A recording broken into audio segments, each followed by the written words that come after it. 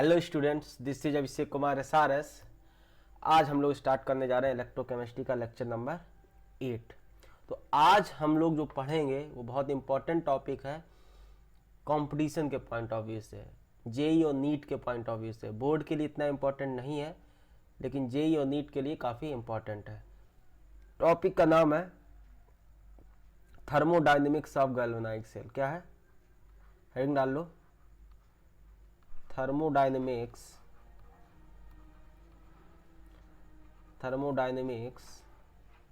Of galvanised cell.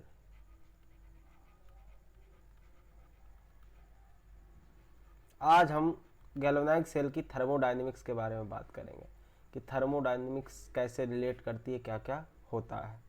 तो पहला जो हम लोग पॉइंट डिस्कस करेंगे वो डिस्कस करेंगे work done by the cell. Work done by the cell. Cell का अगर वर्क डन निकालना हो तो कैसे निकालेंगे, इसके बारे में हमने ऑलरेडी नर्स्ट इक्वेशन के स्टार्टिंग में बात किया था, बस वैसे ही कुछ है। तो देखो, हमें पता है वर्क होता क्या है। वर्क हमारा होता है चार्ज इनटू पोटेंशियल। क्या होता है? Charge into potential. ये बात पता है और हमने डिस्कस भी की थी। कब? जब हम लोग नर्स इक्वेशन का डेरिवेशन कर रहे थे। तो अगर हम मान लेते हैं let n faraday of charge is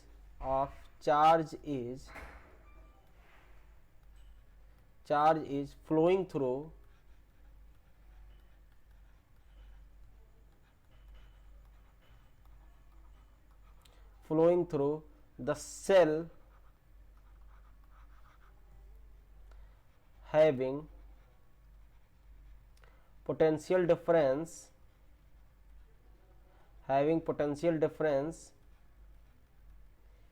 E volt.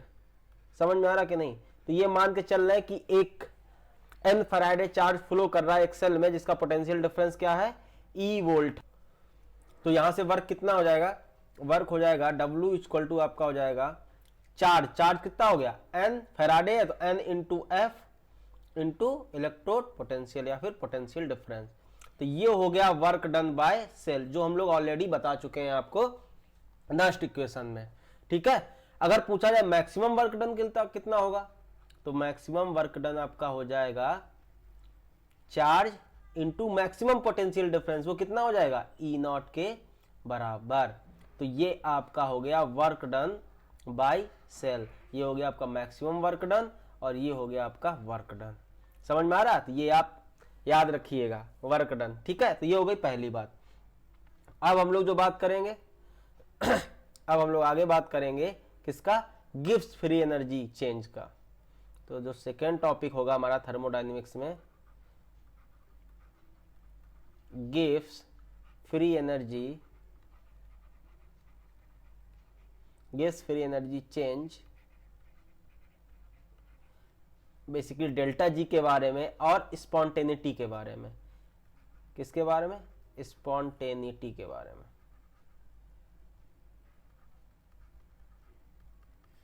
ठीक। अब देखो डेल्टा जी क्या है, इसके बारे में बात कर चुके हैं हम लोग। डेल्टा जी होता है क्या?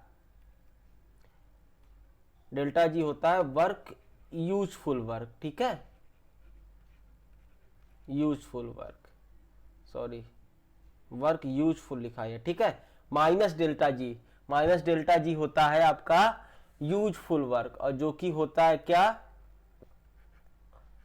तो डेल्टा जी हो जाएगा माइनस डेल्टा जी आपका NFE, या फिर बोला जाए डेल्टा जी इक्वल टू हो जाएगा माइनस NFE। ठीक है। तो ये आ गया आपका डेल्टा जी का वैल्यू। ये भी आपका ऑलरेडी हम लोग बात कर चुके हैं change in Gibbs free energy के बारे में। ठीक है, स्टार्टिंग में ही नर्स्ट इक्वेशन के टाइम पे। तो standard change in Gibbs free energy क्या हो जाएगा? वो हो जाएगा वही माइनस NFE नॉट, आपका स्टैंडर्ड इलेक्ट्रोड पोटेंशियल जो होगा। ठीक है। तो आपके दोनों गिब्स फ्री एनर्जी चेंज भी आपका आ गया। ठीक है। अब आपको पता होना चाहिए स्पॉन्टेनिटी के लिए, फॉर स्पॉन्टेनिटी के लिए क्या होना चाहिए, डेल्टा जी। डेल्टा जी आपका लेस देन 0 होना चाहिए, और डेल्टा जी अगर लेस देन 0 होगा, ई सेल क्या होना चाहिए, ये भी बात कर चुके हैं, ई सेल आपका ग्रेटर देन 0 होना चाहिए। समझ में आ रहा कि नहीं? तो ये हमें ऑलरेडी पता है चीजें। ये सब क्वेश्चन पूछे जाते हैं छोटे छोटे 1 मार्क्स में, ऑब्जेक्टिव में, ठीक है ना, बहुत पूछा जाता है। तो ये हो गया change in Gibbs free energy के बारे में और स्पॉन्टेनिटी के बारे में। तो अब हम बात करेंगे, थर्ड पॉइंट है मेरा किसके बारे में, एक मिनट, इक्विलिब्रियम कांस्टेंट के बारे में।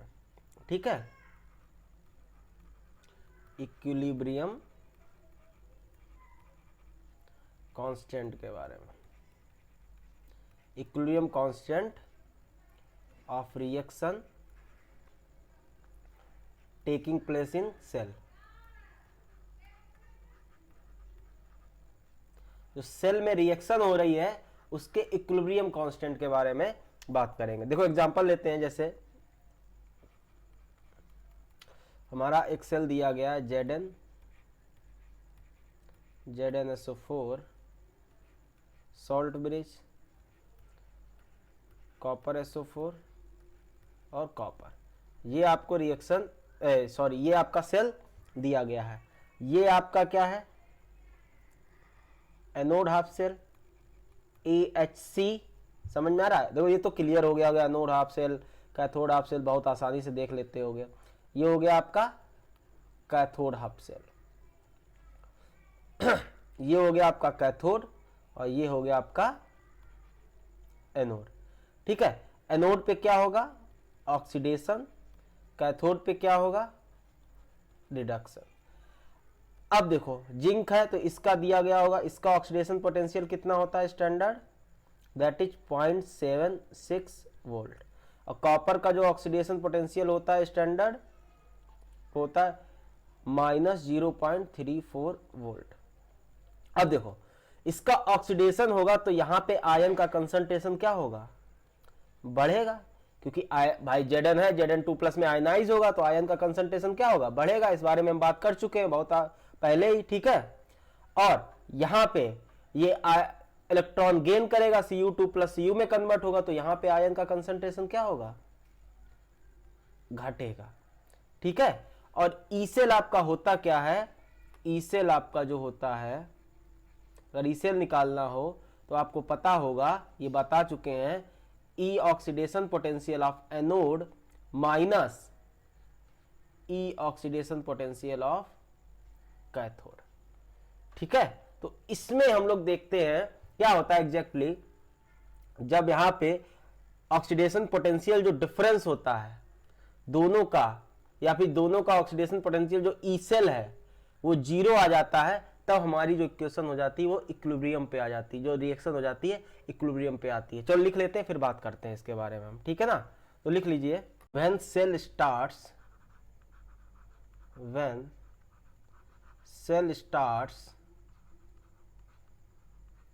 Working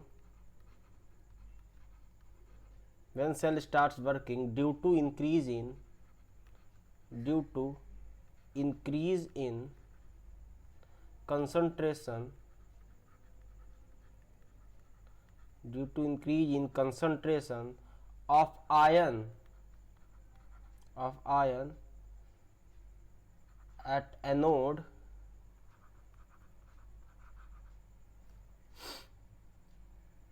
its oxidation potential, its oxidation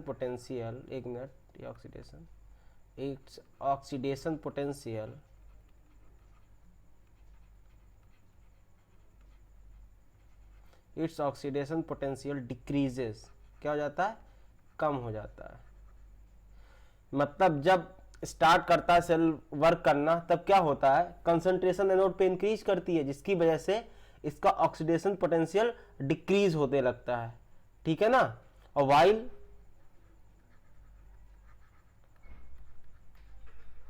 oxidation potential of cathode क्या करता है, इंक्रीज होने लगता है। कैथोड क्या होता है, इंक्रीज होने लगता है, ठीक है। एंड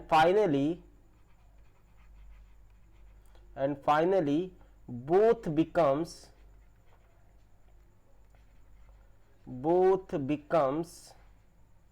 इक्वल,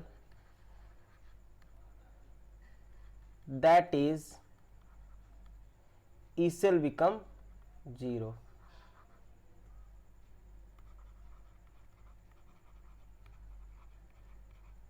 और जैसे ही E cell 0 हो जाता है, सेल स्टॉप्स वर्किंग।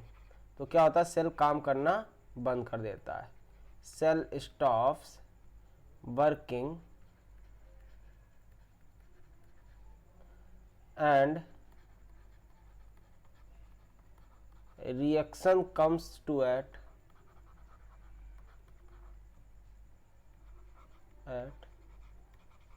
इक्विलिब्रियम। बात समझे कि नहीं? तो ये कहना चाह रहा है, जब भी सेल काम करना स्टार्ट करता है तो क्या होता है, due to increase in concentration of ion. कब काम करना शुरू करता है, क्या करता है, एनोड पे जो कंसंट्रेशन आयन की होती है वो बढ़ने लगती है, और जब इसका कंसंट्रेशन बढ़ने लगता है, इसकी वजह से जो इसका ऑक्सीडेशन पोटेंशियल है वो घटने लगता है। सिमिलरली कैथोड पे उल्टा होता है। कैथोड पे क्या होता है, कंसंट्रेशन आयन का बढ़ने लगता है, और कंसंट्रेशन आयन का बढ़ने लगता है तो क्या होता है, इसकी वजह से उसका जो ऑक्सीडेशन पोटेंशियल है वो आपका, कैथोड पे आयन का कंसंट्रेशन घटता है, उसकी वजह से उसका ऑक्सीडेशन पोटेंशियल बढ़ता है। अब एक टाइम क्या होगा, एनोड का ऑक्सीडेशन पोटेंशियल आपका घट रहा है और कैथोड का ऑक्सीडेशन पोटेंशियल बढ़ रहा है, तो एक टाइम पे क्या होगा, दोनों बराबर हो जाएंगे। जैसे ही दोनों बराबर हो जाएंगे तो जो नेट पोटेंशियल होगा, नेट ई सेल होगा, वो हो जाएगा क्या, 0। समझ में आ रहा है कि नहीं? आपको कारण पता है ना क्यों? देखो, तो इक्विलिब्रियम पे क्या हो जाएगा, बात समझना। इक्विलिब्रियम पे अगर देखा जाए तो क्या हो जाएगा, E oxidation potential of anode equal to E oxidation potential of cathode. तो जब ये इक्वल हो जाएगा तो ई सेल क्या आ जाएगा हमारा, भाई ई सेल अपना क्या हो जाएगा, 0 हो जाएगा। होता क्या ऑक्सीडेशन पोटेंशियल, ई सेल होता क्या है, oxidation of potential of anode minus oxidation potential of cathode. तो ई सेल आपका अपने आप 0 हो जाएगा, मतलब इसके यहां पे पहुंचने पे आपका जो सेल है वो काम करना बंद कर देगा। समझ में आ रहा कि नहीं? अगर इस पे नर्स इक्वेशन लगाई जाए तो इस पे नर्स इक्वेशन अप्लाई करते हैं। Nernst equation,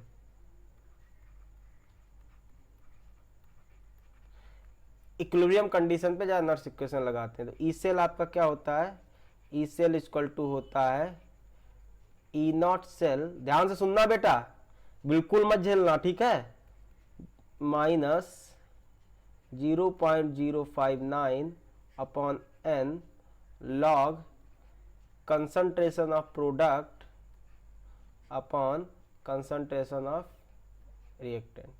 power stoichiometric coefficient डाल दो चाहो तो, स्टाइक्योमेट्रिक कोफिशिएंट, ठीक है। अब इस टर्म को क्या बोलते थे, इस टर्म को क्या बोलते थे हम लोग, इसको बोलते थे रिएक्शन कोसेंट। क्या बोलते थे, रिएक्शन कोसेंट। नर्स इक्वेशन जब स्टार्टिंग में बताई तो हमने बताया था, इसको रिप्रेजेंट करते थे किससे, क्यू से। ये केमिकल इक्विलिब्रियम ध्यान करो, उसका कॉन्सेप्ट है ये, ठीक है ना। अब देखो एट इक्विलिब्रियम क्या हो जाएगा, एट इक्विलिब्रियम की अगर बात करें तो आपका ई सेल तो क्या हो जाएगा, इक्विलिब्रियम पे ई सेल आपका क्या होता है, 0 होता है, और क्यू किसके बराबर हो जाता है, क्यू हो जाता है आपका के इक्विलिब्रियम के। ये बात आपने आयनिक केमिकल इक्विलिब्रियम में पढ़ा होगा, ठीक है, कि इक्विलिब्रियम पे आपका क्यू जो होता है के इक्विलिब्रियम के बराबर होता है, ठीक है ना। तो अब देखो आगे आगे क्या हो जाएगी, अब नेक्स्ट इक्वेशन क्या हो जाएगी, ई सेल आपका 0 हो गया, ठीक है, और आपका E naught cell minus 0.059 upon n log, तो ये क्या हो जाएगा, क्यू के इक्विलिब्रियम के बराबर। ध्यान से सुनना, तो अगर यहां देखा जाए तो लॉग के इक्विलिब्रियम आपका हो जाएगा किसके बराबर, E naught cell into n upon 0.059, ठीक है। या फिर इसका एंटी लॉग ले तो क्या हो जाएगा, के इक्विलिब्रियम हो जाएगा आपका 10 की power n E naught cell upon 0.059। तो ये हो गया के इक्विलिब्रियम कैसे निकालेंगे, ठीक है। ये आपके के इक्विलिब्रियम डायरेक्ट फार्मूले आप याद कर सकते हो, डायरेक्ट कभी कभी पूछ देता है, नहीं तो आपको डिराइव करके हमने पूरा दिखा दिया है। समझ में आया कि नहीं, के इक्विलिब्रियम कैसे निकालेंगे। तो ये हो गया हमारा इक्विलिब्रियम पे, ठीक है। तो ये के इक्विलिब्रियम के बारे में हो गया। अब अगला देखते हैं, चौथा नंबर इंपॉर्टेंट है, लिख लिए, relationship between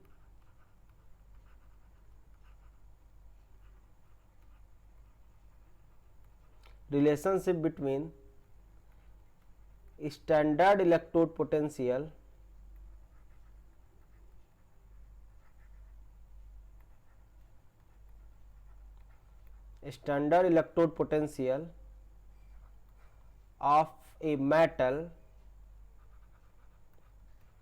of a metal in its different oxidation state।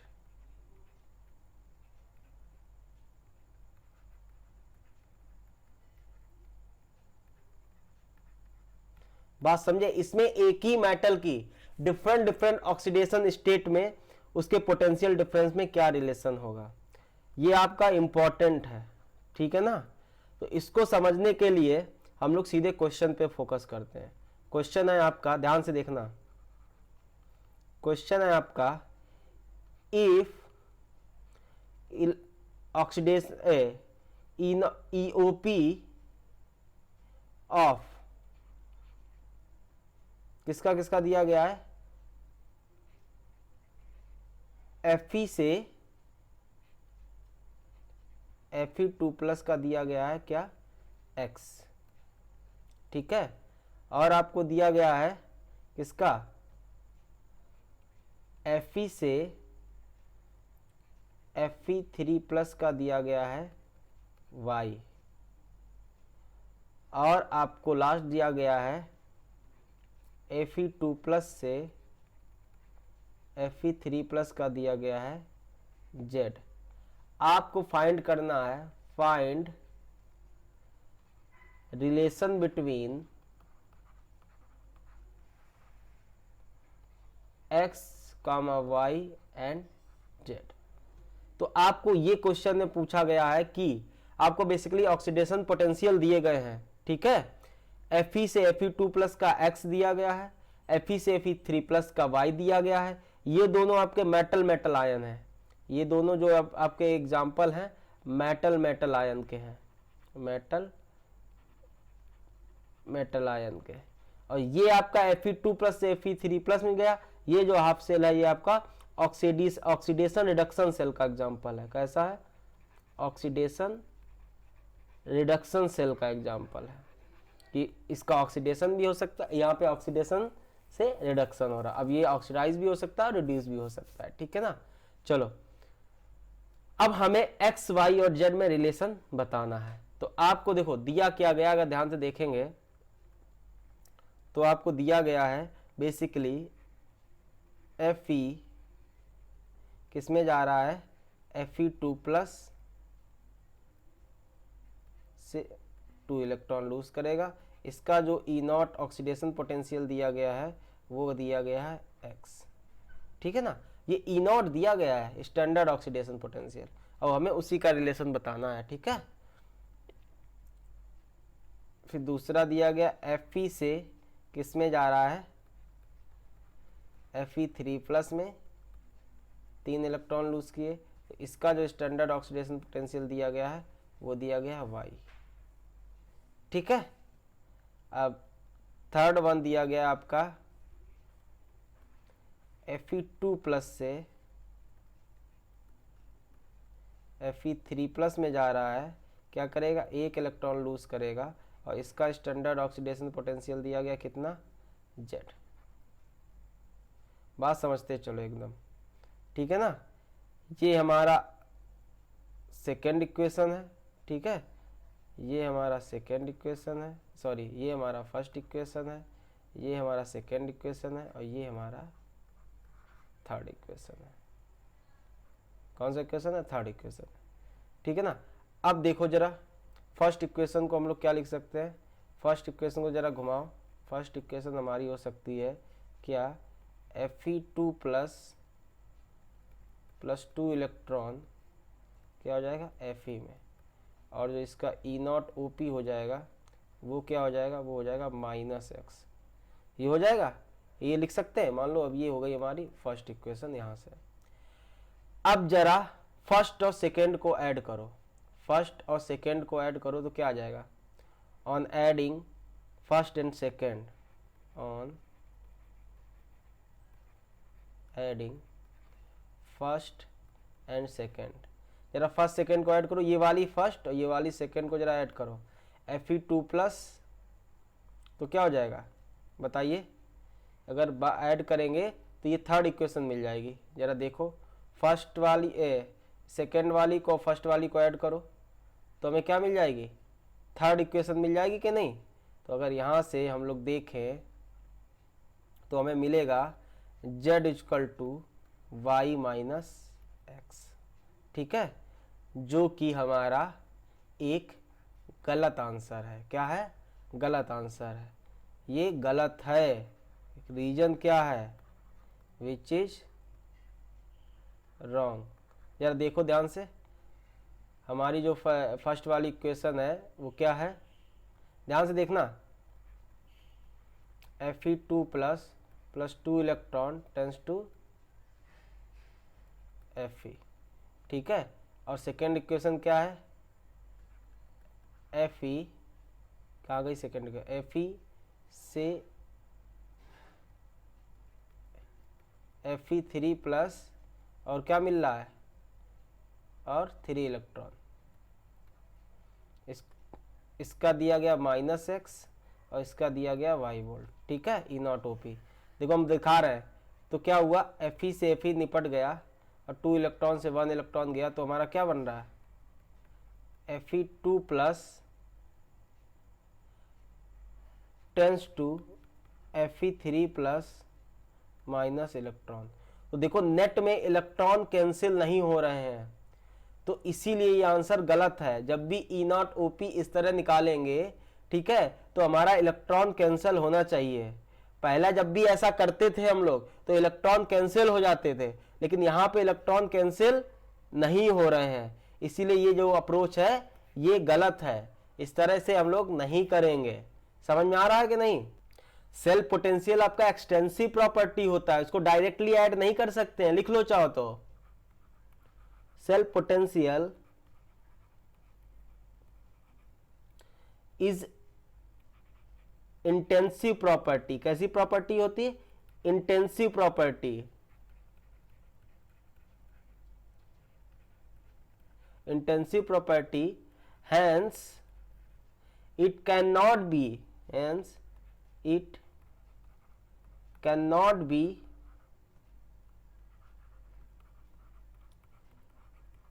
directly added। इसको हम लोग डायरेक्ट ऐड नहीं कर सकते हैं, but delta G0 is an extensive property, is an extensive property, so it can be directly added. समझ में आ रहा कि नहीं। तो हम लोग E0 या ई सेल को तो या सेल पोटेंशियल को तो नहीं ऐड कर सकते डायरेक्टली, क्योंकि इंटेंसिव प्रॉपर्टी है, लेकिन जो गिब्स फ्री एनर्जी है, change in Gibbs free energy, वो हमारा एक्सटेंसिव प्रॉपर्टी है, उसको हम लोग डायरेक्ट ऐड कर सकते हैं। हाँ, अगर ये बात ध्यान रखना, एक बात और ध्यान रखना, cell potential can be directly added when electron gets cancel out। जब आपकी नेट रिएक्शन में इलेक्ट्रॉन ना दिखें, कैंसिल हो जाएं, तब आप सेल पोटेंशियल डायरेक्टली ऐड कर सकते हो, ठीक है ना। और तो हमारा डेल्टा जी नॉट होता क्या है, डेल्टा जी नॉट होता है आपका minus n F E naught. तो इसी से हम लोग, क्योंकि हम लोग डेल्टा जी तो ऐड कर सकते हैं, तो इसी से हम लोग एक्स वाई और जेड में रिलेशन निकालेंगे, ठीक है। तो अगर हम यहाँ पे अपनी फर्स्ट इक्वेशन को वैसे ही उलट के लिखें तो क्या हो जाएगा, Fe2 प्लस 2 इलेक्ट्रॉन Fe, ठीक है। तो ये हो गई हमारी फर्स्ट इक्वेशन, और जो आपका ई नॉट था इसका, ठीक है, वो कितना आ जाएगा माइनस एक्स, ओके। और जो सेकेंड इक्वेशन थी Fe, ठीक है ना, ये कहाँ जाएगा,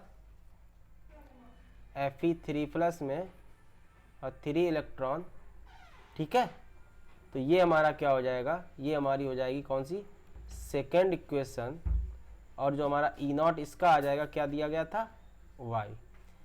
अब जब हम इसको नेट रिएक्शन लिखते हैं इसकी, तो क्या आती है हमारी, Fe से Fe कैंसिल, तो हमारी नेट रिएक्शन क्या आ जाती है, Fe2 plus tends to Fe3 plus अब 2 इलेक्ट्रॉन से 2 इलेक्ट्रॉन कैंसिल होगा, तो कितना इलेक्ट्रॉन बचा, 1 इलेक्ट्रॉन।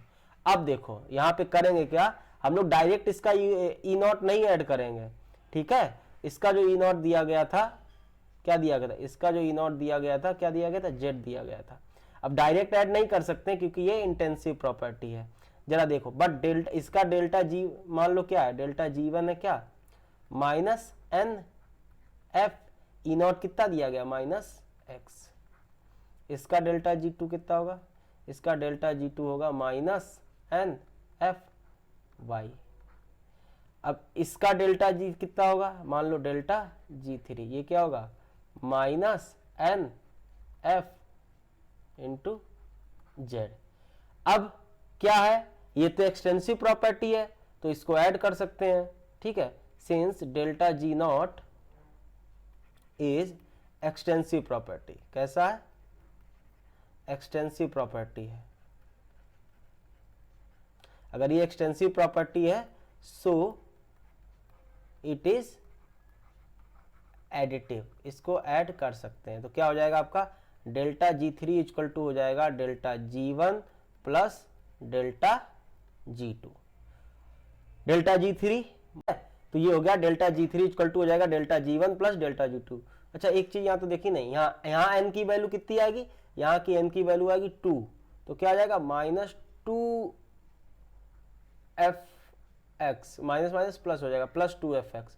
ये क्या हो जाएगा, यहाँ पे एन की वैल्यू कितनी है 3, तो माइनस 3 एफ वाई, ठीक है। यहाँ पे एन की वैल्यू कितनी है 1, तो ये हो जाएगा minus 1 F Z.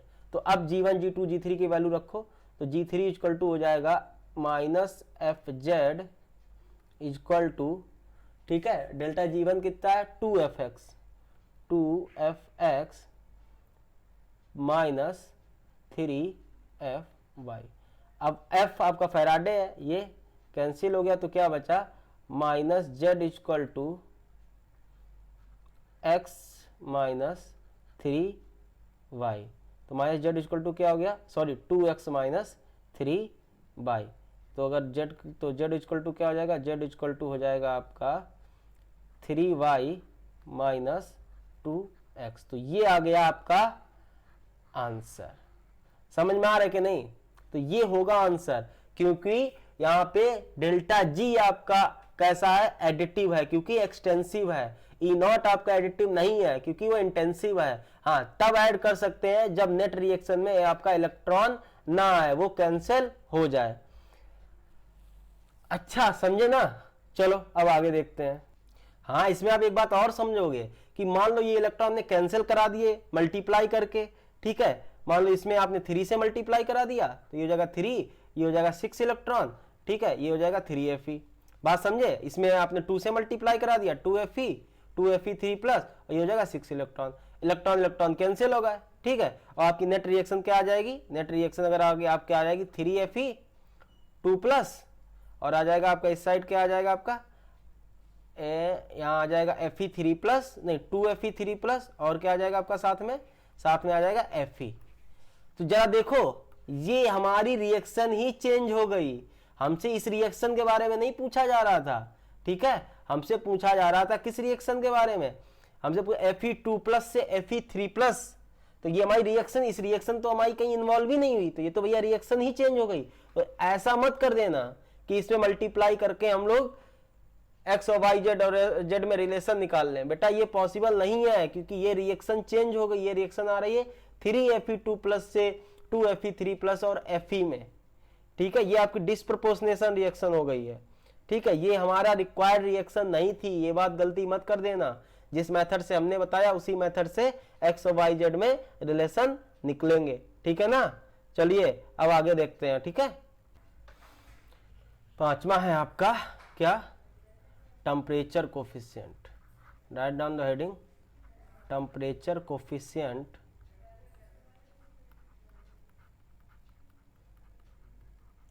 Temperature coefficient of electrode potential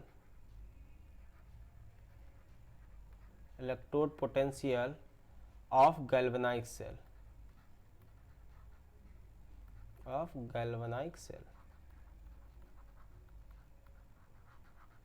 तो हम लोग गैल्वेनाइज्ड सेल का जो देखेंगे टेम्परेचर कोफिशिएंट देखेंगे।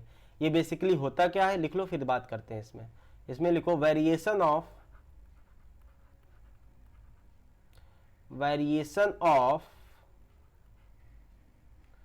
Electrode potential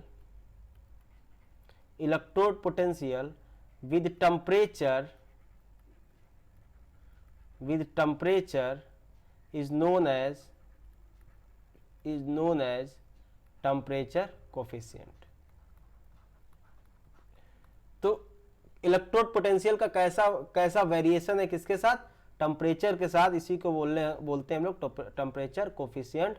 and it can be calculated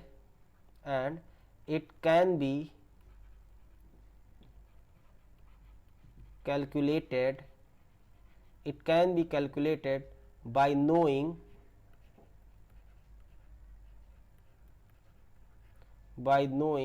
the values of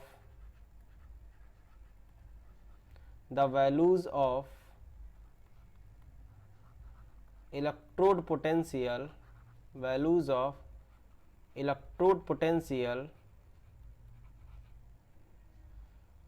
at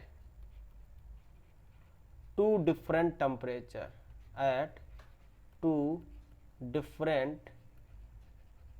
temperature, बात समझे कि नहीं। मान लो हमारा T1 टेम्परेचर पे इलेक्ट्रोड पोटेंशियल E1 है और T2 टेम्परेचर पे इलेक्ट्रोड पोटेंशियल क्या है हमारा E2 है, तो आपका क्या हो जाएगा, change in electrode potential with respect to change in temperature at constant pressure will be equal to E2 minus E1 upon T2 minus T1। तो ये हो गया आपका इलेक्ट्रोड पोटेंशियल का कोफिशिएंट, इस तरह हम लोग निकाल सकते हैं, ठीक है ना। अब इसको थर्मोडायनेमिक्स से थोड़ा और रिलेट करते हैं। देखो हमें पता है थर्मोडायनेमिक्स से, तो ठीक है, फ्रॉम थर्मोडायनेमिक्स, ठीक, हमें क्या पता है, हमें पता है डेल्टा जी इक्वल टू, अभी हमने ये पता किया है -NFE। तो ये लेट सपोज हमारी ये हो गई फर्स्ट इक्वेशन, ठीक है। और क्या पता हमें, डेल्टा जी इक्वल टू होता है delta H minus T delta S। Delta S क्या है, चेंज इन एंट्रोपी। ये सब हमने थर्मोडायनेमिक्स में पढ़ा है। लेट सपोज ये हमारी हो गई सेकेंड इक्वेशन। और क्या पता है हमें एक और इक्वेशन पता है, डेल्टा जी इक्वल टू होता है डेल्टा एच प्लस टी। अब इसको डेल्टा एच को क्या लिख सकते हैं, चेंज इन एंट्रोपी को हम लोग बोलते हैं delta G upon delta T at constant pressure. ये इक्वेशन आपको याद होगी, थर्मोडायनेमिक्स में जो होती है गिब्स हैमिल्टन इक्वेशन। ठीक है, नहीं याद है तो देख लो, अगर थर्मोडायनेमिक्स आपने पढ़ा होगा। ठीक है, नहीं समझ में आया तो आप ये इक्वेशन याद कर लो, ये थर्मोडायनेमिक्स में है, गिब्स हैमिल्टन इक्वेशन करके है। ठीक है, डेल्टा एच को क्या बोलते हैं, डेल्टा एच को हम लोग बोलते हैं हीट ऑफ रिएक्शन। क्या बोलते हैं, हीट ऑफ रिएक्शन। तो ये हमारी हो गई थर्ड इक्वेशन। अब देखो हम डेल्टा एच से कुछ करते हैं, heat of reaction delta H, हमें हीट ऑफ रिएक्शन का वैल्यू निकालते हैं।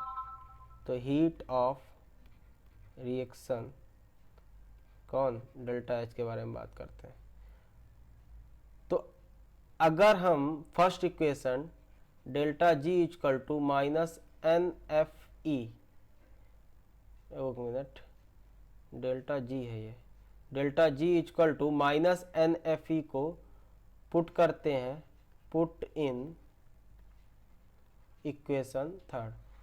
यहाँ पे मतलब पुट करते हैं किसको, डेल्टा जी को। तो क्या हो जाएगा जरा देखो, यहाँ पे पुट करते हैं, यहाँ पे पुट करते हैं, तो क्या हो जाएगा minus n F E equal to delta H plus T.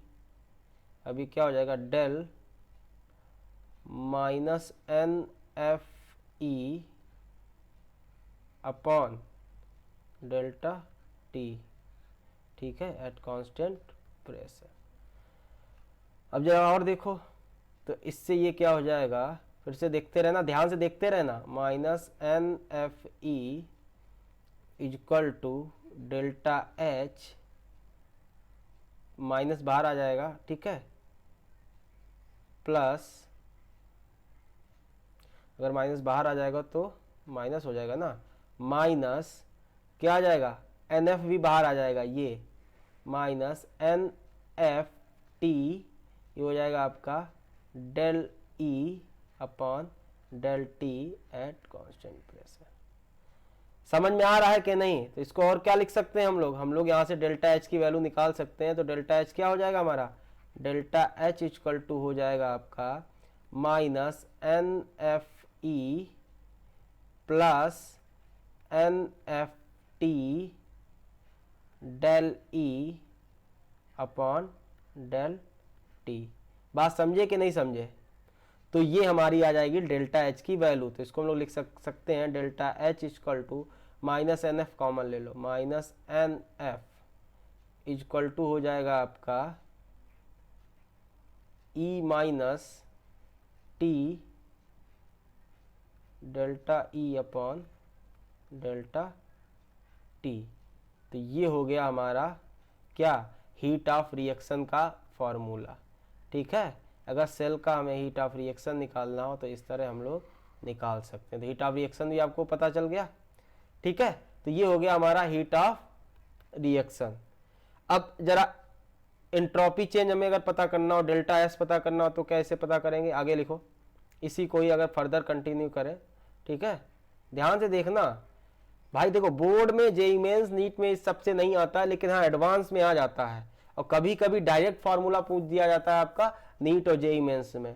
ठीक है, ऐसे ही याद कर लेना, एंट्रोपी चेंज ऑफ रिएक्शन। अगर रिएक्शन का हम लोग एंट्रोपी चेंज पढ़ें कैसे निकालेंगे, तो वो भी देख लेते हैं अलग अलग। ठीक है, जो हमारी दूसरी और तीसरी इक्वेशन थी, कौन सी दूसरी तीसरी इक्वेशन थी, इस इक्वेशन को और इस इक्वेशन को अगर कंपेयर करें, ठीक है, तो क्या आ जाएगा, देखो दूसरी और तीसरी इक्वेशन को कंपेयर करके देखो, तो क्या आ जाएगा हमारा, minus delta S equal to del delta G upon. तो जिनको समझ में नहीं आ रहा परेशान ना हो, ठीक है, आराम से जब इसको घर पे जाके या आराम से रिवाइज करोगे ना, तब देखना सब समझ में आएगा। सारी चीजें हैं, बस थोड़ा पीछे रिलेट कर रहा है तो आप डिमोटिवेट हो सकते हो। हमने एक एक चीज बताई, आप प्लीज इसको देखना, डायरेक्ट क्वेश्चन आता है। हमने ज्यादा डेरिवेशन वगैरह भी कराया, लेकिन आप डायरेक्ट फॉर्मूले ध्यान रखिएगा, ठीक है ना। तो अगर कंपेयर करें हम लोग रिएक्शन कौन सी, लिख लो चाहो तो, ऑन कंपेयरिंग, चेंज कर लेते हैं colour, on comparing reaction 2 and 3, comparing reaction 2 and 3, तो वहां से हमारा डेल्टा एस क्या आ जाएगा, minus delta S equal to हो जाएगा change in delta G upon del T, ठीक है। तो अब डेल्टा जी का वैल्यू क्या लिख देंगे, minus delta S equal to delta G का वैल्यू पता है माइनस एन एफ ई, तो क्या हो जाएगा minus n F E upon delta T, ठीक है ना। अभी क्लियर, माइनस से माइनस साइन गया, तो यहाँ से अगर हम याद करें तो क्या आ जाएगा n F, sorry minus sign तो कट गया है, तो एन एफ, ठीक है, डेल्टा ई अपॉन डेल्टा, अरे यार क्या हो रहा है ये आज, delta E upon delta T, ठीक है ना। तो इसको हम लोग याद करके लिख सकते हैं, तो delta change in entropy equal to आया आपका n F D E upon T T, तो ये हो गया आपका चेंज इन एंट्रोपी। तो ये थी आपकी गैल्वेनाइज सेल की थर्मोडायनेमिक्स। डायरेक्ट क्वेश्चन आते हैं इस पे, जितने भी हमने केसेस बताए हैं 5 या 6, ठीक है, डायरेक्ट क्वेश्चन, डायरेक्ट, तो आपको पढ़ना बहुत जरूरी है। फिर से देखो, बार बार देखो, समझ में आ जाएगा, ठीक है ना। तो ये हो गया हमारा थर्मोडायनेमिक्स ऑफ गैल्वेनाइज सेल। तो अब हम देख लेते हैं क्या, एक क्वेश्चन देख लेते हैं, ठीक है। Right down the question. Question है आपका, एक आपको सेल दिया गया है Fe solid, FeSO4 aqueous, salt bridge, AgNO3 aqueous और Ag सॉलिड। तो ध्यान से देखना क्वेश्चन, ठीक है। तो ये क्वेश्चन दिया, बेसिकली आपको सेल दिया गया है और इसमें आपको दिया गया है इसकी क्या, इसकी कंसंट्रेशन दी गई, इसकी दी गई 0.01 मोलर FeSO4 की, और AgNO3 की दी है 10⁻³ मोलर, ठीक है। अब आपसे और आपको क्या दिया गया है, और आपको दिया गया है standard electrode potential of Fe2+ से Fe दिया गया आपको, मतलब क्या दिया गया है, Fe2+ से Fe में जा रहा है, गेन ऑफ इलेक्ट्रॉन, तो रिडक्शन पोटेंशियल दिया गया है किसका, Fe2+ का, तो ये दिया गया है -0.4 वोल्ट। और आपको क्या दिया गया है, आपको दिया गया है E0 Ag+Ag, तो आपको स्टैंडर्ड रिडक्शन पोटेंशियल और किसका दिया गया, सिल्वर का भी दिया गया, ये कितना दिया गया आपको 0.8 वोल्ट, तो दोनों का रिडक्शन पोटेंशियल दिया गया है। आपसे क्वेश्चन पूछ रहा है, पहला part, calculate equilibrium constant, calculate equilibrium constant of the cell reaction. And दूसरा पार्ट आपसे पूछा जा रहा है, कैलकुलेट Wmax मतलब मैक्सिमम वर्क डन, ठीक है, डेल्टा जी चेंज इन गिव्स free energy, and delta G0 change in standard गिव्स free energy of the cell in above condition. ये क्वेश्चन काफी अच्छा है, ठीक है, और बहुत सिंपल भी है, कॉन्सेप्चुअल क्वेश्चन है। तो देखो, सबसे पहले तो ये हो गया हमारा क्या, ये हो गया आपका एनोड हाफ सेल, और Fe हो गया आपका एनोड, और राइट हैंड साइड वाला हो गया हमारा कैथोड हाफ सेल, और Ag क्या हो गया आपका कैथोड। इसका हमें चाहिए रिडक्शन पोटेंशियल और इसका हमें चाहिए ऑक्सीडेशन पोटेंशियल। चलो तो देखिए रिएक्शन देख ले, एनोड Fe का एनोड पे क्या होता है आपका ऑक्सीडेशन होता है। रिएक्शन लिखना आपको बहुत अच्छे से आ गया होगा, तो क्या हो जाएगा Fe जो है वो क्या जाएगा, Fe से Fe2 प्लस 2 इलेक्ट्रॉन। अब हमें इसका चाहिए क्या, ऑक्सीडेशन पोटेंशियल, और दिया क्या गया हमें, रिडक्शन पोटेंशियल। तो ये क्या हो जाएगा, माइनस साइन से मल्टीप्लाई कर देंगे, क्या हो जाएगा 0.4 वोल्ट। सिमिलरली आपका कैथोड, कैथोड पे क्या होगा आपका, रिडक्शन होगा, क्या होगा आपका, रिडक्शन। ठीक है, क्या हो जाएगा आपका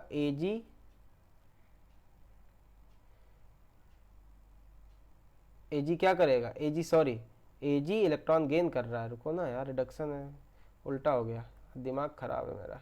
हाँ, Ag प्लस इलेक्ट्रॉन गेन किया करेगा, तो क्या हो जाएगा आपका, हो जाएगा Ag सॉलिड। ठीक है, तो नेट रिएक्शन 2Ag, 2 इलेक्ट्रॉन, क्योंकि 2 इलेक्ट्रॉन इसने लूज किया, 2 इलेक्ट्रॉन ये गेन करेगा, तो आपका नेट रिएक्शन क्या हो जाएगा। और इसका आपको चाहिए होगा रिडक्शन पोटेंशियल ERP, जो कि आपको दिया गया है 0.8 वोल्ट। ठीक है ना। अब नेट रिएक्शन आपकी क्या हो जाएगी, नेट रिएक्शन जो हो जाएगी हमारी Fe सॉलिड 2Ag प्लस, ये तो कट गई, ठीक है, Fe2 प्लस Ag सॉलिड, जो आपका ई सेल हो जाएगा, सॉरी ई नॉट सेल हो जाएगा 0.4 प्लस 0.8 1.2 वोल्ट। तो ये हो गया आपका ई सेल, और एन का वैल्यू यहाँ कितना आ जाएगा, 2 इलेक्ट्रॉन ट्रांसफर हो रहे हैं, तो एन का वैल्यू 2 हो गया। अब हम बात करते हैं, सबसे पहले हमारा फर्स्ट क्वेश्चन क्या पूछ, ये रिएक्शन है, इन्हीं रिएक्शन के बारे में पूछ ही गए, तो रिएक्शन देख लिया आपने। अब हमसे पूछ रहा है इक्विलिब्रियम कांस्टेंट, मतलब के इक्विलिब्रियम। तो के इक्विलिब्रियम आपका क्या होता है, 1 मिनट, जगह नहीं बची लगता, तो सबसे पहले देखते हैं, पहला पार्ट पूछा गया के इक्विलिब्रियम। ठीक है, तो के इक्विलिब्रियम क्या होता है, के इक्विलिब्रियम अभी भी बताया था, के इक्विलिब्रियम होता है आपका 10 की power n E naught cell upon 0.059, यही ना बताए थे। तो देखो इसको कैलकुलेट कर लो, 10 की पावर n की वैल्यू 2 है, ई नॉट सेल की वैल्यू कितनी है 1.2 अपॉन 0.059 को लिख सकते हैं 0.06, इसको कैलकुलेट कर लो, तो ये आ जाएगा 12, 12 टू या 24, 2.4 अपॉन, तो ये हो जाएगा 10 की पावर 2.4 अपॉन 0.06, तो ये हो जाएगा आपका 10 की पावर 240 अपॉन ये, अच्छा रुको, ये हो जाएगा 6 4 जा 40, और एक डेसिमल तो हो जाएगा 40, तो ये हो जाएगा 10 की पावर 40 आपका हो जाएगा क्या, के इक्विलिब्रियम। तो के इक्विलिब्रियम आपका आ गया, कैलकुलेट हो गया। अब दूसरा पार्ट आपसे क्या पूछ रहा है, दूसरा पार्ट आपसे पूछ रहा है डब्लू मैक्स, कहाँ गया डब्लू मैक्स, ठीक है, और डेल्टा जी और डेल्टा जी नॉट। तो दूसरे पार्ट में देख लो, सबसे पहले पूछ रहा है डब्लू मैक्स। ठीक है, डब्लू मैक्स होता है आपका n F E naught, n का वैल्यू 2, एफ का वैल्यू 96,500 और ई नॉट का वैल्यू कितना निकाले 1.2 जूल। ठीक है, तो ये हो गया आपका डब्लू मैक्स का, कैलकुलेट कर लेना। ठीक है, 12 दूनी 24, 24 तो ये जगह 2.4 इंटू 96,500 जूल। ठीक है, इसको कैलकुलेट कर लेना आप लोग। ओके, अब पहला डब्लू मैक्स हो गया। अब आपसे पूछा delta G naught, delta G naught क्या होता है minus n F E naught, तो मतलब माइनस 2.4 इंटू 96,500 जूल। ठीक है ना, डेल्टा जी नॉट भी हो गया। और क्या पूछ रहा, डब्लू पूछ रहा, डब्लू आपका क्या होगा, डब्लू आपका हो जाएगा एन एफ ई। अब ई का वैल्यू हम लोग कैसे निकालेंगे, नस्ट इक्वेशन से। तो सबसे पहले ई का वैल्यू निकाल लेते हैं। ई आपका क्या आएगा, ई हो जाएगा आपका ई सेल इक्वल टू हो जाएगा ई नॉट सेल माइनस क्या हो जाएगा माइनस 0.06 अपॉन एन, एन आपका कितना है यहाँ पे, एन आपका 2 है, लॉग कंसंट्रेशन दिया गया था कितना 10 का पावर -2 अपॉन 10 का power -3 stoichiometric coefficient square. Reaction आपको याद है ना, Fe2 plus concentration of product Fe2 plus upon Ag plus का होल ट्वाइस, ठीक है ना। तो ये आ गया आपका ई सेल आपका आ जाएगा, और ई नॉट सेल आपका कितना आया 1.2 वोल्ट। तो ई सेल आपका आ जाएगा 1.12 माइनस 0.03। अब ये आपका ओवरऑल वैल्यू आ जाएगा 10 की पावर -6, 10 की पावर -2 अपॉन 10 की पावर -6 हो जाएगा 10 की पावर 4। तो ये वैल्यू आ जाएगी आपकी 4। तो ये आपका आ जाएगा 1.12 माइनस 1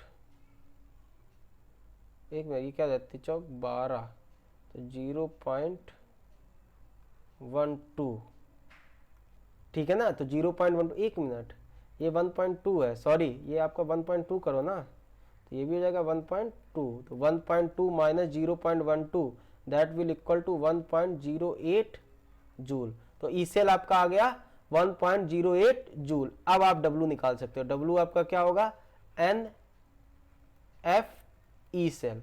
तो N आपका हो गया 2, F हो गया 96,500, ई सेल आ गया आपका 1.08 जूल। तो ये आ जाए आपका W। ऐसे ही डेल्टा जी निकालना, और डेल्टा जी आपका -NF ही होता है। तो -2 इंटू 96,500 इंटू 1.08 जूल। बात समझे कि नहीं? क्वेश्चन बहुत आसान था, फार्मूला बेस्ड था, थोड़ा हमने तेज कराया है ताकि आपको हमें पता है, सारी चीजें आपको पहले से पता है। तो अब देखो यहाँ पे ई निकालना था, ई हमको पता नहीं था। अब ई नॉट सेल पता था, लेकिन ई हम लोग कहाँ से निकाल लेंगे, नॉस्ट इक्वेशन से। यहाँ से हम लोग क्या निकाल लेंगे, ई सेल निकालेंगे और उसको अप्लाई कर देंगे। तो इस तरह ये क्वेश्चन होगा।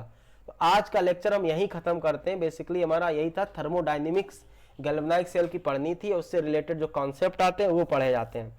बोर्ड के लिए एक लेक्चर इंपॉर्टेंट नहीं है एक बार भी, लेकिन हाँ जेई मेंस और नीट में डायरेक्ट क्वेश्चन आते हैं, और एडवांस के लिए थोड़ा अच्छा टॉपिक है, ठीक है ना। तो ओके क्लास, थैंक यू, मिलते हैं अगली क्लास में।